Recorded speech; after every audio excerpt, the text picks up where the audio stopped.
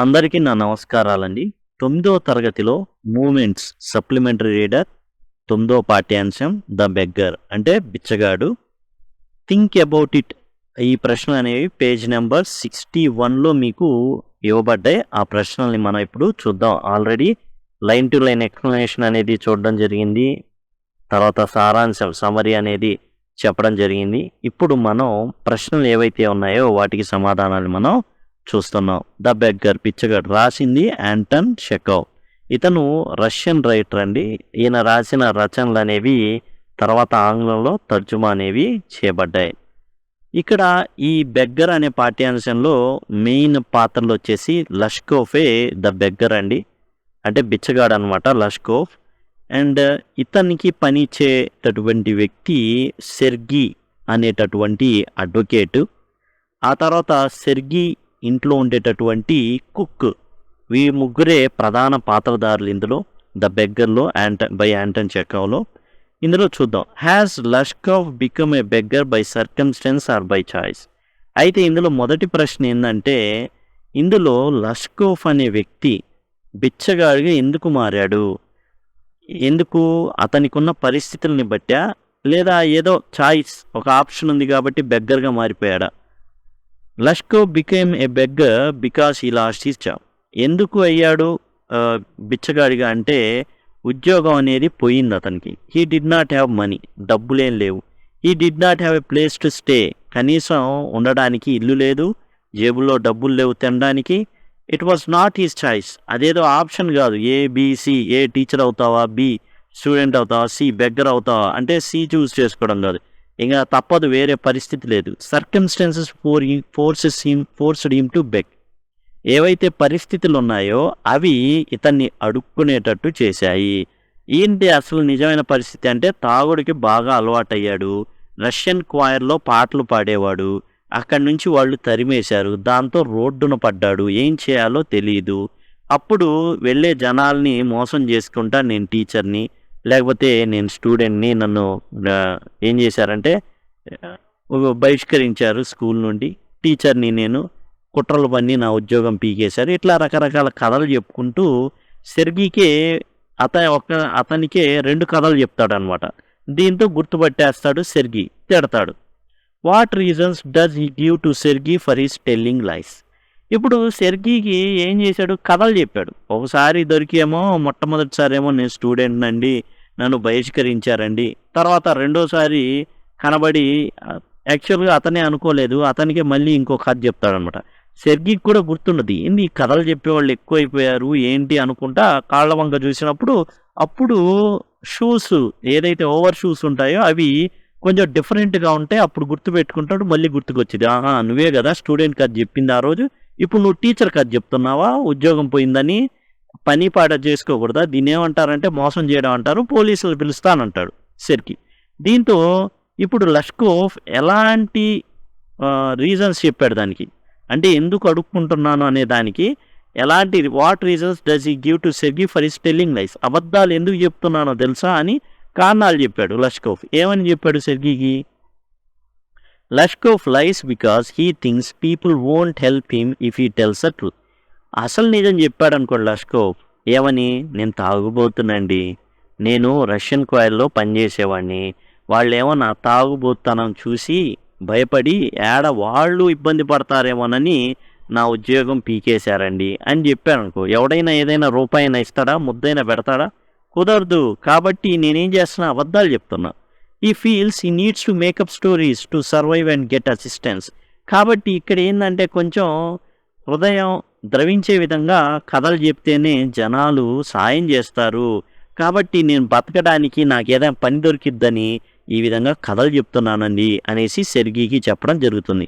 సెర్గీకి 2 సార్లు కథలు చెప్తా దొరికిపోయాడు కాబట్టి అదైనా లష్కోవ్ చెప్పడం జరిగింది. Is Lushkoff a willing worker? అసలు లష్కోవ్కి పని చేయాలనే ఉద్దేశం ఉందా? Why then does he agree to chop woods for Sergei? ఇక్కడ ఏంటంటే లష్కోవ్ అసలు పని చేయాలని ఉందా అతనికి? మరి ఎందుకని ఒప్పుకున్నాడు సెర్గీ ఇంట్లో కట్టెలు కొట్టడానికి? యాక్చువల్గా ఇక్కడ ఇగో ప్రాబ్లం వచ్చేస్తుంది లష్కోవ్కి. ఎట్లా అంటే ఏదో మొత్తానికి మాయ చేసి మోసం చేసి జనాల దగ్గర డబ్బులు తీసుకొని తాగుతున్నాడు. అయితే ఇప్పుడు 2 సార్లు కథలు చెప్తా సెర్గీకి దొరికిపోయాడు. ఇప్పుడు సెర్గీ ఏం చెప్తున్నాడంటే పోలీసులకి అప్పచెప్తానంటున్నాడు. సెర్గీ లాయర్ కూడా, అడ్వకేట్ అతను.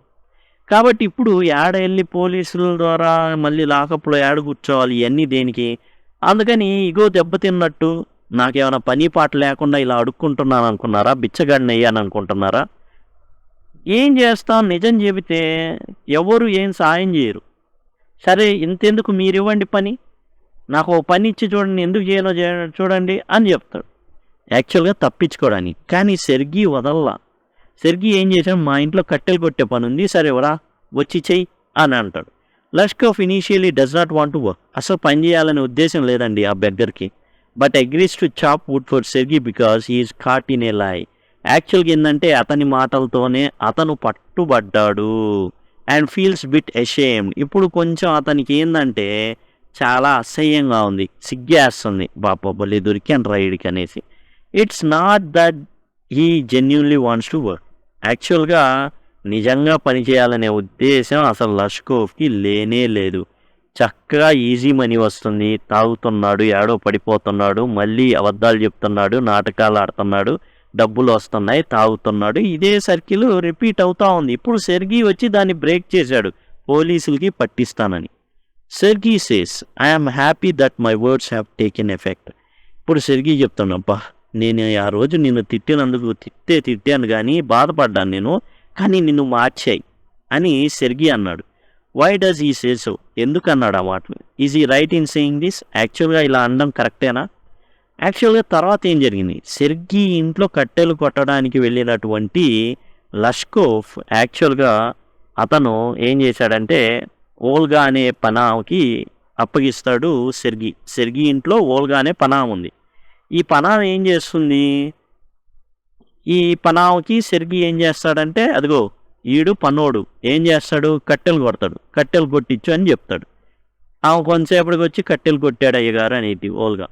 తర్వాత అతను ఏం చెప్పాడంటే ప్రతి నెల 1వ తారీఖున కట్టెలు కొట్టడానికి ఫలానా వ్యక్తి వస్తాడు, వాడికి పని అప్పచెప్పు, ఆ పని లేకపోతే వేరే పనులు అప్పచెప్పు, ఈ విధంగా చెప్పడం అయితే జరుగుతుంది సెర్గీ ఓల్గాకి.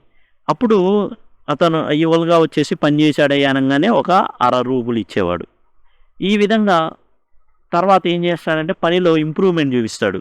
తర్వాత షెడ్ని శుభ్రం చేయడం, తర్వాత వచ్చేసి కార్పెట్లను దుమ్ము దులపడం, తర్వాత ఈ విధంగా ఏంటంటే ఫర్నిచర్ని ఒక చోట నుంచి ఇంకో చోటికి తరలించే క్రమంలో ఇతన్ని ఆ ఫర్నిచర్ అనేది బండ్లలో ఎత్తి ఆడపెట్టడం, ఇలాంటి పనులు ఇస్తాడనమాట.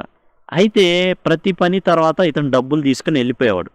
యాక్చువల్గా ఇక్కడ ఏం జరిగిందంటే ఎట్లా అయితే సెర్గీని మోసం చేశాడు అబద్ధాలు చెప్పి, అట్లానే ఇక్కడ కూడా పని దొంగ పని మానేశాడు. చేసిందల్లా ఓల్గా. అయితే ఇక్కడ ఓల్గా చేసింది ఒక పని ఉంటుంది, అది నెక్స్ట్ చెప్పుకుందాం.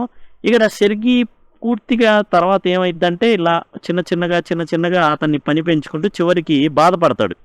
అరే లష్కోఫ్కి చిన్న పనులు చెప్తున్నానే, అరే కొంచెం అతని స్థాయికి తగ్గ పని చెప్దాం అనేసి పిలిపించి నీకు రాయడం వచ్చా అని అడుగుతాడు. రాయడం వచ్చు సార్ అంటాడు. సరే మా ఫ్రెండ్కి సిఫార్సు ఉత్తరం రాస్తున్నాను, నువ్వు మా ఫ్రెండ్ దగ్గరికి వెళ్తే మంచి కాపీ పేస్ట్ వర్క్ ఇస్తాడు, అక్కడ నీకు మంచి జీతం కూడా వచ్చింది అంటాడు. అయితే తర్వాత తన మొత్తానికి ఏమైంది అంటే లష్కోఫ్ వెళ్ళిపోయి దస్తావేజులు ఆ డిపార్ట్మెంట్లో వెళ్ళిపోతాడనమాట. నోటరీ జాబ్లోకి వెళ్ళిపోతాడు. ఆ నోటరీ జాబ్లోకి వెళ్ళిపోయిన తర్వాత ఒకరోజు 2 సంవత్సరాల తర్వాత సెర్గీకి మరలా థియేటర్ దగ్గర కనబడతాడు. అప్పుడు అన్నమాట I'm happy that my words have taken effect. Sergey is happy because Lashkov, who was a beggar, transforms into a notary with a stable job. అది ఒక అడుక్కునే వాడిని జీవితాన్ని మార్చాను, అంతకన్నా ఏం కావాలి నాకు అన్నది సెర్గీ భావన. సెర్గీ ఈజ్ హ్యాపీ, చాలా happy. Lushkoff who was a beggar, అతను ఒక బిచ్చగాడు లష్కోఫ్, అలాంటిది మారిపోయి ఇప్పుడు నోటరీ చేస్తున్నాడు, అది స్టేబుల్ జాబ్, 35 రూబుల్లో వస్తాయి నెలకి. Sergei believes his guidance and opportunities made a positive impact. అతను ఇచ్చిన గైడెన్స్ కానివ్వండి, దానివల్ల ఎంతో అద్భుతంగా పనిచేశాడు, చెప్పి పనిచేసి వీడు పనిచేశాడు, జీవితం మార్చుకున్నాడు, గొప్పగా అయ్యాడు అనేసి ఇతని యొక్క భావన. ఎవరి భావన అంటే సెర్గీ యొక్క భావన.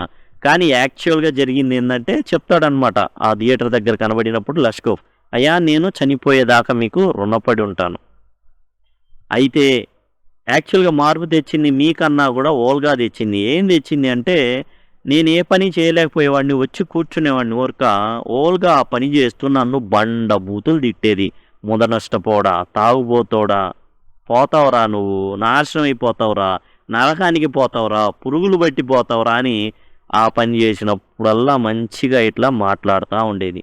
దెబ్బకి అతనికి తాగుడు కూడా తాగాలని అనిపించలే తర్వాత కాలంలో. Lashkov is earning 35 rubles a month. How is he obliged to Sergey for this?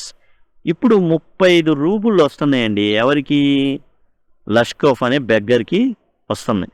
లష్కోఫ్ is thankful to Sergei because Sergei gave him work opportunities. అసలు యాక్చువల్గా లష్కోఫ్ చాలా చాలా కృతజ్ఞత కలిగి ఉన్నాడు సెర్గీ పట్ల. ఎందుకని? పని ఇచ్చాడు. ముందు చాపింగ్ వుడ్, కట్టెలు కొట్టే పని ఇచ్చాడు. తర్వాత క్లరికల్ జాబు ఇవ్వడం జరిగింది. ఇదంతా కూడా లష్కోఫ్కి తన జీవితాన్ని మార్చుకోవడానికి వీలనేది వచ్చింది దీనివల్ల. ఎంతవల్ల అంటే నోటరీ జాబ్లో చేయడం అండ్ ప్రతి నెల 35 రూబులు వచ్చే స్థాయికి 60 రూబుల నుంచి 35 రూబులకి వెళ్ళిపోవడం జరిగింది. అదంతా కూడా సెర్గీ గైడెన్స్ అని సెర్గీ అనుకుంటే, లష్కోఫ్ మాత్రం ఓల్గా యొక్క చల్లని దీవెనలు ఏవైతే తిట్టేదో అదే కారణం అని భావించాడు. During their conversation, Lashkov reveals that Sergey's cook Olga is responsible for the positive change in him. How has Olga saved Lashkov? ఇప్పుడు మొత్తం ఈ కథ అంతా జరిగింది. అతను చెప్తాను, అయ్యా సార్, లష్కోఫ్ అని నేను బిచ్చగాడిగా ఉన్నప్పుడు మీరు ఎంతో నాకు పని ఇచ్చారు. మీకు నేను నా జీవితాంతం చనిపోయేంత వరకు కూడా నేను రుణపడి ఉంటాను. అయితే ఈ మార్పుకు కారణం మీకన్నా కూడా ఓల్గా, మీ ఇంట్లో పనిచేస్తున్న ఓల్గా అనే పని మనిషి. అయితే ఓల్గా ఏం చేసింది? ఓల్గా సెర్జీస్ కుక్. ఓల్గా ఎవరు? సెర్జీ యొక్క ఇంట్లో కుక్కు, వంట మనిషి. Help Lushkoff by scolding him. ఎలా హెల్ప్ చేసింది? బండ బూతులు తిట్టడం. వీపింగ్ ఫర్ హిమ్, ఏడ్చేది, అరే ముదనష్టపోవడం, నీ వల్ల నేను చేయాల్సి వస్తుంది కదరా ఈ పనులన్నీ. And even physically chopping wood for him. ఏం చేసేది? కట్టెలు కూడా కొట్టేది వాడి కోసం. Her care and support influence Lushkoff to change for the better. ఈ దెబ్బకి, ఆ బండబూతుల దెబ్బకి జీవితమే ఈజీగా మార్చేసుకున్నాడు లష్కోఫ్. ఇప్పుడు మనం చూసినట్లయితే పేజ్ నెంబర్ 62లో టాక్ అబౌట్ ఇట్ అనేది ఇవ్వడం జరిగింది. How can we help beggars or abolish begging. అసలు మనం ఇప్పుడు కథ అంతా ద బెగ్గర్ గురించి చూశారు కదా, విన్నారు కదా. ఇప్పుడు ఈ బెగ్గర్స్ ఎవరైతే ఉన్నారో అసలు వాళ్ళని లేకుండా ఎలా చేయాలా? బెగ్గింగ్ అనే దాన్ని నిర్మూలించాలా అంటే ఎలా? To help beggars society can provide education. ఇప్పుడు ఈ బిచ్చగాళ్ళకి కాళ్ళు చేతులు పనిచేసే వాళ్ళే ఉంటారు చాలా ఎక్కువ మంది. అయితే సొసైటీ ఏం చేయాలా? వీళ్ళకి విద్యను అందించాలా, చదువు చెప్పాలా, జాబ్ ట్రైనింగ్ ఇవ్వాలా. దేనికి ఉపయోగపడగలడో అది చేయాలా. మెంటల్ హెల్త్ సపోర్ట్ కూడా చేయాలి. వాళ్ళలో కొంతమందికి మెంటల్ హెల్త్ అనేది ప్రాపర్గా ఉండదు. అలాంటి వాళ్ళని కొంచెం ఆసుపత్రుల్లో చేర్పించి కనబడిన వాళ్ళని కనబడినట్టుగా తీసుకెళ్ళి, అండ్ షెల్టర్స్, అలానే వాళ్ళకి ఏం చేయాలంటే వీధుల్లో నివాసం ఉండకుండా వాళ్ళకి నివాసాలని కలిగించాలి.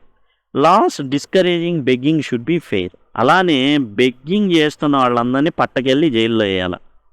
లాలు చాలా కఠినంగా ఉండాలి. అలానే కమ్యూనిటీ అవేర్నెస్ ఉండాలి. అందరికీ కూడా ఇలా బెగ్గింగ్ చేయడం అనేది తప్పు. ఒకవేళ ఏదైనా ఉందనుకోండి, వాళ్ళు ఏం చేయాలి అంటే గవర్నమెంట్ కలిగించేటటువంటి పథకాలు చాలా ఉన్నాయి. వాళ్ళు లేని వృద్ధాశ్రమాలు కానీ గవర్నమెంట్ ఇట్లాంటివి ఉంటాయి, వాటిలో జాయిన్ అవ్వచ్చు. Community awareness can reduce stigma. అలానే బిచ్చగాళ్ళు అంటే ఏదో ఎక్కడో వేరే గ్రహం నుంచి వచ్చిన వాళ్ళు అన్నట్టుగా భావన ఉంటుంది. ఎక్కడో నుంచి రారు, జనాల్లో నుంచే వస్తారు వాళ్ళు కూడా. కాబట్టి దాన్ని ఏదో భూతద్దంలో వాడెవడో టచ్ చేయకూడదు ఇలాంటివి కాకుండా దాని నుంచి బయటపడి ఇలాంటివి ఏంటంటే డిస్కరేజ్ చేసే విధంగా, బెగ్గింగ్ని డిస్కరేజ్ చేసే విధంగా చూసుకోవాలి. Establishing shelters and educating people about homelessness is important. యాక్చువల్గా ఏంటంటే ఎవరైతే ఇళ్ళు ఉండవు వాళ్ళకి షెల్టర్స్ని ఏర్పాటు చేయడం, తాత్కాలికంగా వాళ్ళు ఎదిగేటట్టు చేయడం. ఇక్కడ ఎట్లయితే లష్కోఫ్ ఎదిగాడో ఆ విధంగా ఎదిగే అవకాశాలన్నింటి కలిగించడం.